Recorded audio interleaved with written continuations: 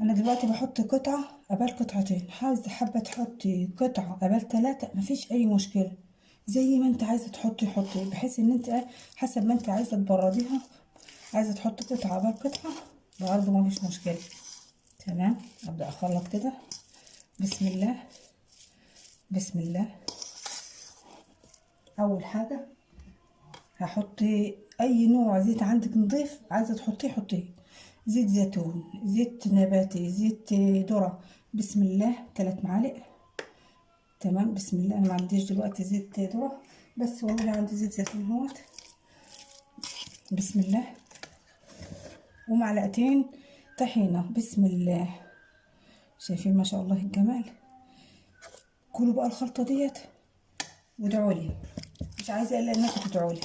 تمام، لان الخلطة ده هتعجبكم جدا. موفرة، هتحطيها